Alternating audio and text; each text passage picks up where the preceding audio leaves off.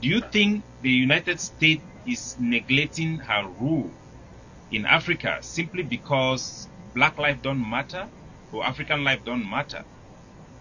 No, not at all. I think the Cameroon crisis, by its very nature, is so fragmented and so complicated that the United States government has a lot of problems focusing on it. And I'll give you an example. It seems like the fighting in the bush is getting more and more undisciplined. By that I mean, for example, recent reports of splinter groups kidnapping fighters from other groups and changing the nature of it from a liberation struggle to an extortion and kidnapping struggle. So that's what's happening on the ground. It's confusing. Then what's happening amongst the diaspora community and the leadership of the diaspora community. You have a number of different organizations that refer to themselves as interim government. That's just the way it is. Then you have even the entire community is divided because you have some people that are strongly advocating for a stronger federation, other people that are advocating for independence. So when you're a U.S. policymaker and you're trying to decide on what policy to follow, what in the world are you supposed to do? Because you have different groups of Cameroonians coming in and advocating different positions. So the one standard position then that the U.S. government can take would be to oppose the human rights violations, to call on the government to exercise discipline, to call on the groups to exercise discipline, but without a unity in the struggle, either unity of purpose or unity of structure, it's going to remain very convoluted, complicated, and it's not. I'll be honest with you guys. Again, I believe in telling the truth. There's not going to be any progress, and we can be having the same conversation in a year, in 5 years, or even 10 years, with the only change that more people have died, more kids have been left out of school and uneducated, to where you have an entire generation of Anglophone Cameroonians who don't know how to read and write. So, my call is that there has to be some discipline, both on the ground and in the community. But really your comments need to go to the Cameroonian diaspora, because as long as, maybe 99% of the people on the ground support independence, but not 99% of the intelligentsia and the elites in the Cameroonian diaspora support independence. So your argument really has to go to them, because I tell you, as long as representatives, write articles, engage with policymakers in the United States government, and advocate for federation, then that's going to sow a certain amount of confusion. I mean, you look at liberation struggles across Africa, and the ones that have succeeded were the ones where you've had a unity of purpose and a unity of structure. The SPLM, SPLA in South Sudan, for example, the EPLF in Eritrea, of course the Somali National Army in Somaliland. But as long as you have this fragmentation, all you get is confusion. Because, again, truth and honesty, and I'm sorry to, if somebody will not like this, but in the United States, I would guess that about 8 out of 10 people have never heard of Cameroon, let alone Ambazonia. Certainly amongst a certain sector, people have, but if you ask people on the street, they will not have any idea. So the message, that's why it is so important in a issue like Ambazonia, Southern Cameroon, there has to be absolutely a unified message. And as long as different groups show up in congressional offices advocating different points of view, the situation is going to go on as it is. And that is the truth. They will get the same, reception as say, members of the various interim governments, which I believe at last count there are at least 4 interim governments. Well, would that be a joke? Mr. Ambassador, would that be a joke? There are now 5. So.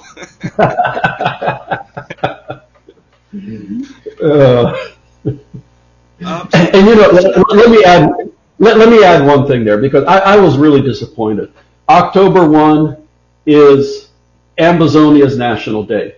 And I was thinking, okay, these interim governments, sure, they disagree on a lot of things, but why not issue a statement with all the interim governments signing on commemorating Ambazonia National Day? That would have been such an easy thing, and it would have been at least something that obviously they could all agree to. But did anyone think of that? Obviously not. What advice would you give forces on the ground, and what advice would you give the political leadership in the diaspora?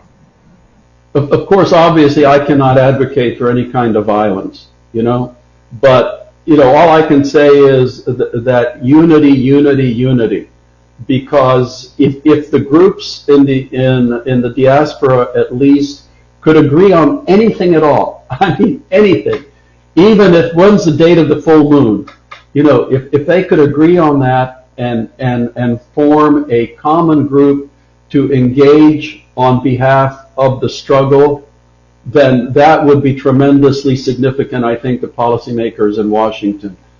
On the ground, all I can say is that the liberation struggles which have succeeded, in each of those, the liberation fighters were seen to be on the side of the people. And when, the struggle on the ground closes schools and kills teachers and kidnaps priests, and they kidnap people from each other, then that has a threat of turning the conflict into the type of thing that happened in Liberia or is happening in the Eastern Congo, not the type of thing that happened in South Sudan. So from my point of view, unity and discipline, those two things are absolutely critical, but liberation struggles need unity and discipline. And without that, it just becomes a bunch of hoodlums running around the bush. Have you had the opportunity to take international media on the ground so they could actually, go with the boys who are in the bush to see what they are doing? Yes, we have, and they have been stopped. Last year, I went in with an American-based news organs. We could not be able to penetrate the border because of control. The Cameroon state have rejected many applications because they will have to come legally. The Cameroon state have even rejected the coming of the Human Rights Watch, their activists to come from in the ground. So this should tell the world that what news is coming out from that country is not very reliable, unfortunately. Because during the SPLA struggle in South Sudan, many times they took journalists with them, into the country to actually get a first-hand view of what was going on. I cannot imagine that they entered the country through the border checkpoints with Sudan at the time. But to get your story out, you have to get your story out. That's just the way it is, because you guys are media guys, so you understand that. But again, members of Congress get 20-page letters from different members of the community, and you know what you do with a 20-page letter? You throw it in the trash can. Again, I'm sorry to tell you that. It would warm my heart tremendously if the U.S. government changed its policy, but it's not going to happen on its own. I have seen so many really good causes think that that U.S. policy will be supportive of them just because they're a good cause. You look all over the world at very, very sad situations which on their own are not going to change U.S. policy. You need very capable advocates here in Washington. You need them in London. As I said, you need them in Paris, and yes, you even need them in Beijing. That is why I sound like a broken record on this unity business, because as long as there's many voices, all you have is a cacophony. When you have one voice, you get a message. When you have 10 different voices, all you get is noise. Again, as I said before, the Ambazonian issue is not one that is well known in Washington, because there are so many issues that people have to focus on. I looked around Washington. Yes, there are some individual members of Congress who are very interested. God bless them. They're members, of the congressional staff, and don't ever forget how influential congressional staffers are, because they're the ones who write the legislation. It's not the members of Congress, because most members of Congress have to spend their time soliciting, campaign financing for their next campaign. So, it's the staffers who write the legislation, and they need to be engaged with on a very strategic basis. So, as I said, issues do not sell themselves unless it's a major event. For example, Russia invading Ukraine. But these other conflicts in different parts of the world, they need advocates to change U.S. policy. So, Mr. Ambassador, let me ask you this follow-up question. What shapes policy and action more, especially in cases like Amazonia or Africa? Is it human rights? Is it interest? It's all of the above, quite frankly speaking. I mean, the Ethiopian conflict is a major conflict, and that really gets people's attention because Ethiopia is a country of 110 million people. It's the anchor country in the Horn of Africa, and what happens in Ethiopia impacts not just the region, but also the Middle East, and fairly speaking, the entire globe, because it is such a major event. So people pay attention. The Amazonia crises, people die, people suffer. The government was pursuing a policy which was absolutely disadvantageous to the Anglophone population, but it was not a high-level crisis which grabs people's attention. Look what has been going on in Eastern Congo for decades and decades. I believe that more people have died in the Eastern Congo than in the entirety of World War I. And yet no one feels an urgency to fix the conflict. And unfortunately, that is also the characteristic of the Amazonia conflict, because number one, France has not been engaged with to change its policies. I tried, when I was assistant secretary, but I could find no interest. Two, when the United States of America looks at its relations with Cameroon, at the top of the list, yes, the human rights concerns in Amazonia are very much at the top, but also at the top is the fight against extremism, which is going on in the Lake Chad area.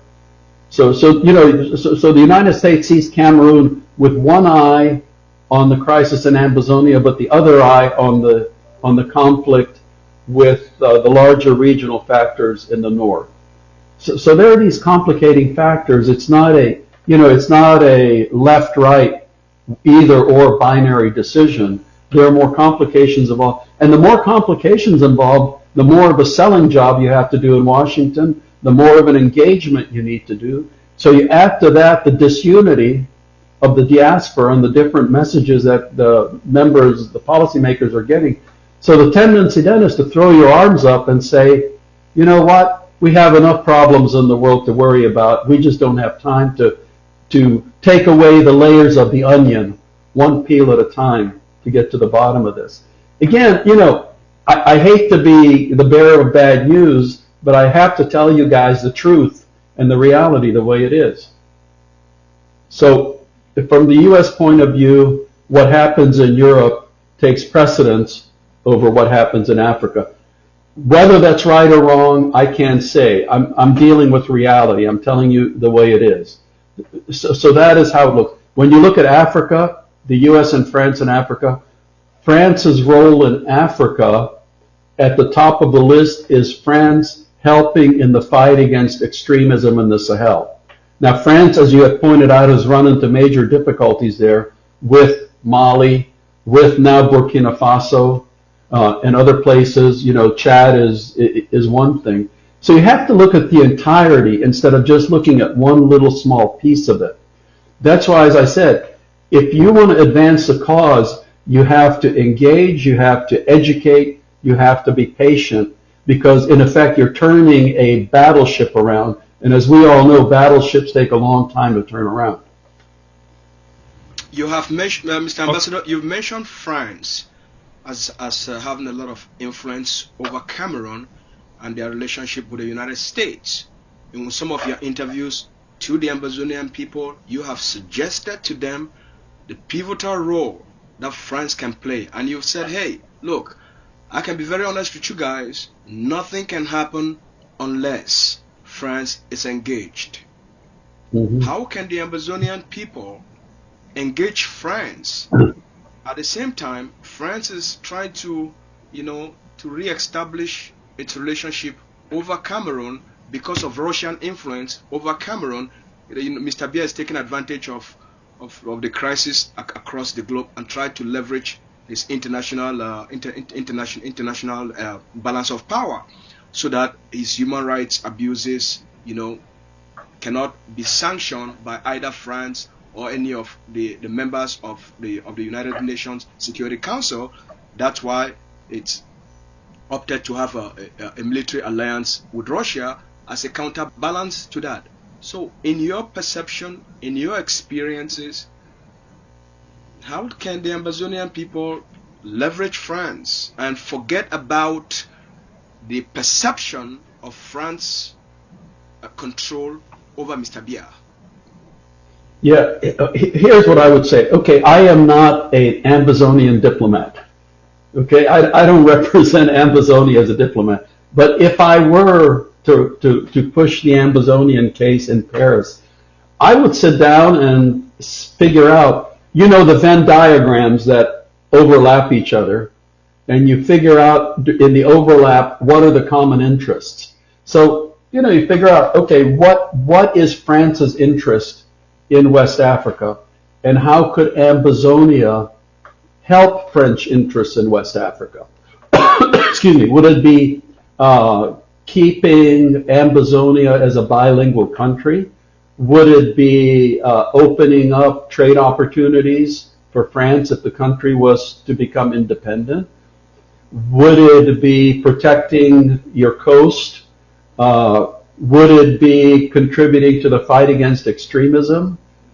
In other words, what would be in France's interest to be at least open or neutral regarding your case, and not to be opposing it outright? You see what I'm saying? Because I know that you have a great deal of sympathy, I think, in England among certain people. You probably have a great deal of sympathy in parts of Nigeria, even though the Nigerian government cannot be supportive because of their own fear of what could happen in Ogoniland, or what used to be called Biafra.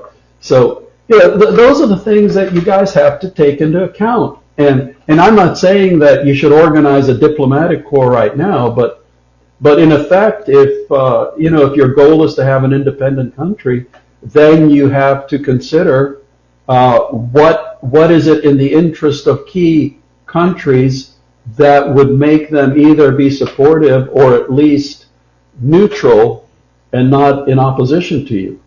Because otherwise, all you're going to do is keep issuing letters and statements and declarations and things like that. And as I said, we can have the same conversation next year and in 5 years, and if God leaves me alive for 10 more years, and in 10 years. Why would the United States consider Crimea an annexed territory and is not vocal to consider Cameroon present in Ambazonia an annexation? Do you want the diplomatic answer or the real answer?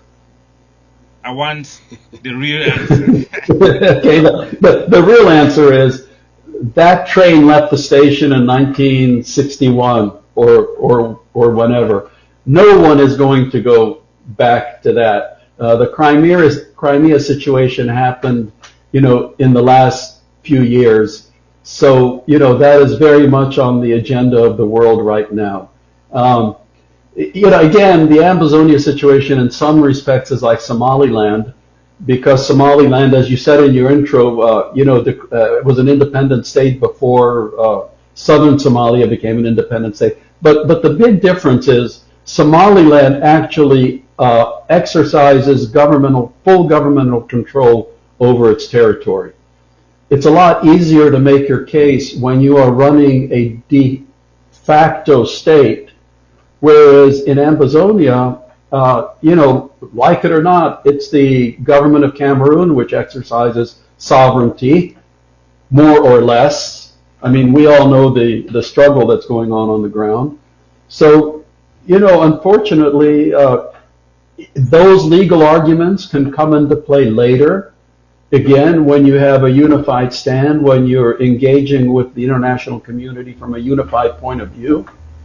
But right now, you're basically, as I would say, shooting blanks out of a gun, because, the international community is just not going to take any action based on those arguments, no matter how justified. You can have a lot of academicians, who respect those. They will write wonderful academic papers, maybe even doctoral dissertations, but they will end up on the shelf. Are we going to see somebody like Tibor Nagy, who have eaten African food, work our land, take on that role as a lobby for humanity's sake? For humanity's sake. And danced African dances. Don't forget that. He also previously made a lot of comments citing the creation and the multiplication of the so-called interim government as the key factor in projecting a negative perception of the Ambazonian struggle to the international community. Being who you are, someone who loves truth, and I'm sure the Ambazonian people will appreciate you reiterating this concern. Let me add one thing there. I wouldn't say negative. I would say confusing. Because, again, I have to say, I'm sure that each and every one of those interim governments, the motivation that is coming from them is very positive, that they probably all want the same thing. That is my point of frustration with them. It's not, in no way am I saying that any of them are a negative person.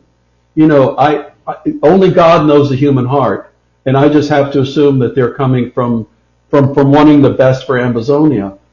But at this very critical stage, disunity is a sign of confusion to the international community, and that's what has to be addressed. And what's your advice to the multiplication, because they keep increasing their number? What would be your advice to these groups? My advice is, and I have spoken to several organizations in the United States, but maybe it would require somebody somewhere else to at least get representatives of them together and to start out by agreeing to something simple, like how many days are there in January?